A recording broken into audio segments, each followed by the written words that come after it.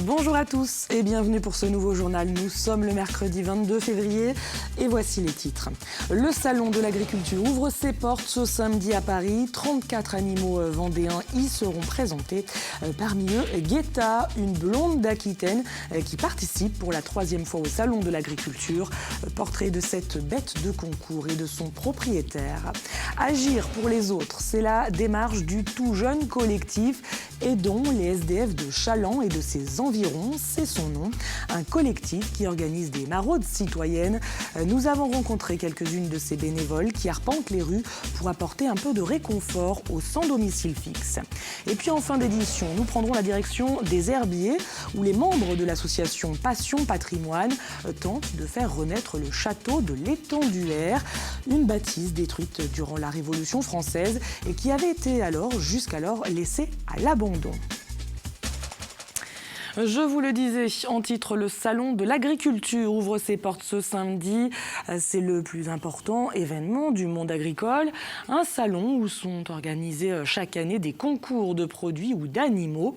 En Vendée, plusieurs éleveurs y participent, dont Antoine Mété. Installé à Chaillé-les-Marais, il bichonne chaque jour Guetta, une blonde d'Aquitaine, une vache qui présente tous les critères nécessaires pour concourir. Pierre Dalicieux est allé à la rencontre de cet éleveur passionné de génétique. Voici Guetta, une blonde d'Aquitaine de 1 tonne 250 qui s'apprête pour la 3e fois dans sa carrière à participer au concours le plus prestigieux de France, celui de Paris. Chaque jour, Antoine Métet, son propriétaire, lui fait un soin de la tête aux pieds. Encore faut-il réussir à l'attraper. Ouais, c'est des vaches qui sont habituées à être attrapées, mais une fois qu'on a mis la corde, tout va bien, mais pour la mettre, c'est un petit peu plus compliqué. Guetta est un peu hors norme par rapport à ses congénères, le résultat d'un travail de génétique acharné de cet éleveur. Il faut dire que les critères pour passer le concours blonde d'Aquitaine au salon de l'agriculture sont stricts et Guetta doit y répondre sans exception. Ce qui est très très important, c'est d'avoir un animal très très long, avec beaucoup de prestance. C'est des animaux qui sont très jolis à la démarche. Donc Guetta exprime beaucoup de blondeur à ce sujet-là. Et donc on peut aussi remarquer la couleur. C'est un animal, on peut appeler ça pommelé, avec des couleurs nuancées comme ça. C'est très important aussi. Très éclairé aussi dans le tour d'œil et autour du mufle. Voilà. Si Guetta remporte un prix, c'est l'éleveur qui est récompensé et à travers lui toute son exploitation. Une belle vitrine pour faire des affaires qui dépassent même les frontières de la France. Plus qu'un salon national, c'est un salon international. Donc il y a aussi les étrangers qui viennent visiter le salon de l'agriculture. Et ça nous permet aussi d'avoir des contacts pour faire du commerce extérieur. Cet éleveur n'est pas épargné par la crise que traverse le monde agricole. Donc là, ici, un premier prix en 2011 avec Carmen. Alors forcément, ces trophées qu'il ne manque pas de mettre en avant sont plutôt les bienvenus par les temps qui courent. Aujourd'hui, le fait de faire les concours et d'avoir des victoires et de gagner des prix, ça permet, dans ces moments difficiles aujourd'hui, l'agriculture est quand même en grosse crise. Et ça, quand on a ces victoires-là et qu'on voit ces trophées, ça donne un petit peu de courage. La grosse. Départ pour le salon ce mardi 28 février. Il reste donc encore quelques jours à l'éleveur pour faire de Guetta la plus belle des blondes d'Aquitaine. Et le mardi 28 février, c'est la journée de la Vendée au Salon de l'Agriculture. Une journée où les 19 éleveurs vendéens qui ont fait le déplacement présenteront leurs animaux lors d'un défilé. Seront mis notamment en avant les porcs de Bayeux, les baudets du Poitou, les trépois de vin, mais aussi et surtout les moutons vendéens, seule race d'identité vendéenne, une fierté et également une opportunité à saisir afin de promouvoir le terroir. Le fait d'être une race à part entière, nous avons la possibilité d'avoir un stand dans le hall 1 du Salon de l'Agriculture. Et nous, c'est de faire un échange avec la Vendée, de faire gagnant-gagnant, puisque nous avons la possibilité d'offrir notre stand aux éleveurs vendéens, au conseil départemental. Et de fait d'avoir tous ces partenaires avec nous permettent d'être mieux identifiés sur le Salon de l'Agriculture. Et à noter également que des démonstrations culinaires sont prévues durant cette journée de mardi, à l'image des animations qui avaient eu lieu durant le Vendée Globe. Ces démonstrations culinaires seront par ailleurs renouvelées lors du départ du Tour de France 2018 à Noirmoutier. Et les organisateurs du Tour se rendront au Salon de l'Agriculture pour le lancement officiel de cette animation. Les chiffres du surendettement dévoilés ce mardi par le préfet et le directeur de la Banque de France. En Vendée, en 2016, 1728 dossiers de surendettement ont été enregistrés, soit 320 dossiers pour 100 000 habitants, ce qui représente une baisse de 11% par rapport à l'an dernier. Au niveau national, la tendance est similaire. Les dossiers de surendettement sont en diminution. À noter que pour la Vendée, 25% des dossiers présentent un endettement immobilier. Et puis dans l'actualité également, un nouvel accident mortel en Vendée. Une conductrice de 68 ans a perdu la vie mardi après-midi sur la 2x2 voies entre La Roche-sur-Yon et Bournezeau. La victime aurait perdu le contrôle de son véhicule. Et l'année débute plutôt mal en Vendée, alors que, je vous rappelle, en 2016, on a enregistré une hausse de 51% du nombre de tués sur les routes par rapport à 2015.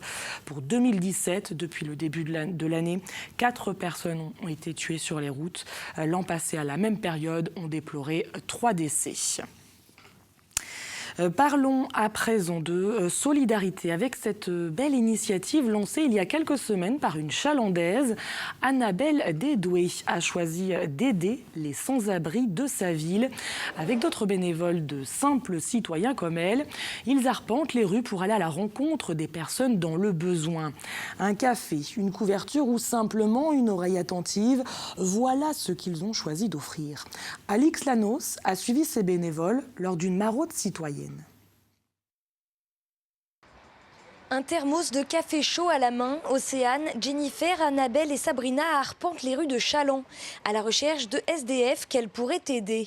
L'idée de départ, c'était essayer de pouvoir leur donner du réconfort pour le froid. C'était en période de grand froid. Et d'un coup, nous, déjà, on sentait qu'on avait très froid et on se disait, ceux-là qui sont dehors, mais comment ils peuvent pour vivre comme ça?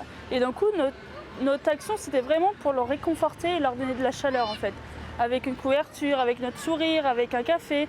Et c'est ce qu'on a fait le premier soir et on s'est rendu compte qu'en fait, on était capable de faire avec la page, plus avancer les jours, on était capable de faire plus en fait. La page dont elle parle, c'est la page Facebook et dont les SDF de Challans et alentours qu'elle a créée fin janvier. C'est grâce au réseau social que les filles récoltent des dons et font surtout connaître leurs actions. C'est d'ailleurs grâce à cette page que Sabrina a rejoint le mouvement. Une évidence pour elle qui, il y a 10 ans, s'est retrouvée à la rue pendant 2 mois. J'aurais adoré avoir des gens comme ça autour de moi. Je m'en serais sortie plus facilement. Non, c'est le monsieur en tri. Les filles ont aperçu un homme qu'elles connaissent. En 3 semaines à peine de maraude, elles ont déjà commencé à repérer les habitudes de chacun. Ensuite, selon les besoins, elles vont parler, offrir de quoi se réchauffer et essayer de trouver des solutions. Comme ça, tu auras mon numéro, si tu as besoin, tu m'appelles. On va y aller? On va te laisser? Eh ben, dis que j'ai un truc, je Je t'appelle, voilà. À bientôt. Allez. Ciao. Elles reprennent la route, direction la gare. Ayla, une autre bénévole, les a rejoints. Un sac rempli de couscous. Si l'initiative est encore jeune, les filles sont très motivées et débrouillardes. En fait, on a fait une collaboration avec un restaurant et donc on a en projet de prendre tout le reste, en fait, c'est-à-dire les pizzas, le couscous, voilà, enfin tout ce qu'il y a, tout ce qu'ils nous donneront et comme ça on peut le distribuer aux sans domicile fixe. Le collectif naissant veut d'ores et déjà aller plus loin. Ces citoyennes engagées fourmillent d'idées. Une quinzaine de bénévoles effectuent aujourd'hui des rondes dans les rues de Challans et une association devrait rapidement voir le jour pour continuer d'aider au mieux ceux qui sont dans le besoin. Ouvrons à présent une page Vendée Globe. Il reste encore 5 skippers en mer et pour la plupart, la délivrance est proche. Mais même à quelques milles de l'arrivée, personne n'est à l'abri d'une avarie. Romain Athanasio a cassé ce mardi son vide-mulet, une pièce qui fixe la baume au mât. C'est ce qu'il nous explique en images depuis son bateau avec les moyens du bord. Ah, les amis, pas facile cette fin de course. Là, dis pas que cette nuit, j'ai cassé le vide-mulet. Alors le vide-mulet, c'est cette pièce-là qui tient la baume. Là, il y a un axe et derrière, il y a un écrou pour pas qu'elle sorte. Et ben, c'est là que ça s'est cassé. Donc là, j'ai dû prendre des palans derrière, la drisse, pour essayer de la remettre dans cet axe. Mais alors la galère, j'y ai passé 2 heures quoi. Là, mes aventures. Donc j'espère que ça va tenir, mais non. J'espère qu'il va plus rien se passer. Voilà. Il y a un peu de vent, je suis sous Grand Génac, ça avance bien. Et le prochain skipper attendu au Sables d'Olonne, juste avant Romain Athanasios, c'est Didac Costa. Le Catalan devrait franchir la ligne d'arrivée ce jeudi, en tout début de matinée. Il ne pourra ensuite rentrer dans le chenal qu'à partir de 11h30 en raison de la marée. Didac Costa devrait donc s'emparer de la 14e place. Je vous rappelle que le marin était parti des Sables d'Olonne 4 jours après les autres skippers en raison d'un problème technique électrique. C'est l'un des jouets les plus célèbres et les plus vendus au monde, le Playmobil. Indémodable depuis sa création en 1970, il compte de nombreux fans et ce week-end, le jouet était à l'honneur à la ludothèque des Herbiers. Un particulier a en effet partagé sa passion avec le public en présentant l'une de ses plus belles compositions, un zooparc Playmobil. La manifestation a attiré 500 à 600 visiteurs venus admirer cette création qui a demandé tout de même 26 heures de travail. Comme tous les enfants, on a 2-3 Playmobil et puis après on en rajoute. Et puis le but c'était de faire le zoo, parce que je suis passionné de zoo, je suis né quasiment dans un zoo. Voilà, donc, et puis c'était l'occasion de lier les deux. Et, il y a 1350 animaux, 950 personnages et après c'est des dizaines de milliers de pièces en tout, quoi, voilà. Image interview signée Jimmy Guérin.